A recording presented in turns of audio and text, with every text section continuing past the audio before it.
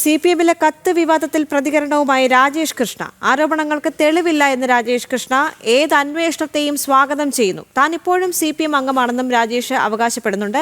രാജേഷിന്റെ ആദ്യ പ്രതികരണം ഫേസ്ബുക്കിലൂടെയാണ്. കൂടുതൽ വിവരങ്ങളുമായി തലസ്ഥാനത്ത് നിന്ന് പ്രശാന്ത് ശങ്കരമംഗലത്ത് ചേരുകയാണ്.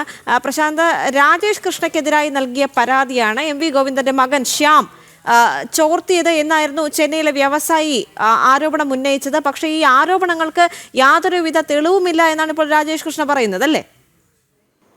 ദേവിക, ആരോപണങ്ങൾ വരികയും പാർട്ടിയെ തന്നെ വെട്ടിലാക്കുന്ന ഒരു സാഹചര്യം ഉണ്ടായിരുന്നു. പാർട്ടിയിൽ പ്രതിക്കൂട്ടിലാക്കുകയും MV ഗോവിന്ദൻ അടക്കമുള്ളവർ പ്രതിക്കൂട്ടിലാക്കുന്ന സാഹചര്യം നിലനിൽക്കുന്നു. മാത്രമല്ല, വലിയ മുതിർന്ന നേതാക്കളെ അടക്കം പ്രതിക്കൂട്ടിലാക്കുന്ന തരത്തിലായിരുന്നു കത്ത് ഉണ്ടാകുന്നത്. ആ കത്ത് വിവാദം വന്നതിന് ശേഷം രാജേഷ് കൃഷ്ണയുടെ പ്രതികരണം ഉണ്ടായില്ല. രാജേഷ് കൃഷ്ണ പ്രതികരിക്കാൻ തയ്യാറായിരുന്നില്ല.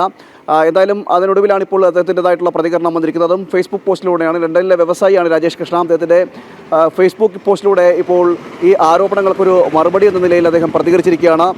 ഇത്രയും കാലം ഒരു മഞ്ഞപ്പത്രക്കാരനുമായി ചേർന്ന് തനിക്കെതിരെ ദുഷ്പ്രചരണം നടത്തി എൻ്റെ സുഹൃത്തുക്കളും സഹാക്കളും ചോദിച്ചു.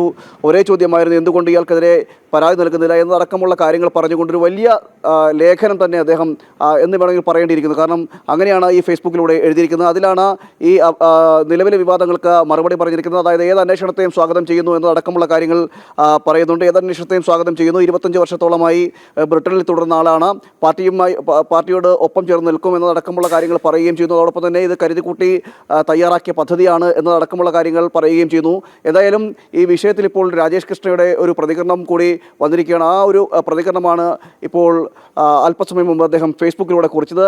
പാർട്ടിയെ തന്നെ വെട്ടിലാക്കുന്ന ഒരു സാഹചര്യം ഉണ്ടായത്. ഇപ്പോഴും ഈ കത്ത് വിവാദത്തിൽ നിന്നും CPM മുക്തമാകാത്ത സാഹചര്യമാണ് നിലവിലുള്ളത്. ആ പ്രതിക്കൂട്ടിലാക്കുന്ന നിൽക്കുന്ന ഒരു സാഹചര്യവും നിലനിൽക്കുന്നു. എന്തായാലും വരും ദിവസങ്ങളിലും ഇത് കത്ത് വിവാദത്തിന് പിന്നാലെ രാജേഷ് കൃഷ്ണയുടെ ഈ ഫേസ്ബുക്ക് പോസ്റ്റിലൂടെയുള്ള മറുപടിക്ക് പിന്നാലെ വീണ്ടും തുടർ ചർച്ചകളും തുടർ പ്രതികരണങ്ങളും ഉണ്ടാകും എന്നാണ് ഇപ്പോൾ നമുക്ക് മനസ്സിലാക്കാൻ കഴിയുന്നത്. എന്തായാലും ഒടുവിൽ രാജേഷ് കൃഷ്ണ പ്രതികരിച്ചിരിക്കുകയാണ്. ഫേസ്ബുക്കിലൂടെയാണ് അദ്ദേഹത്തിൻ്റെതായിട്ടുള്ള പ്രതികരണം വരുന്നത്.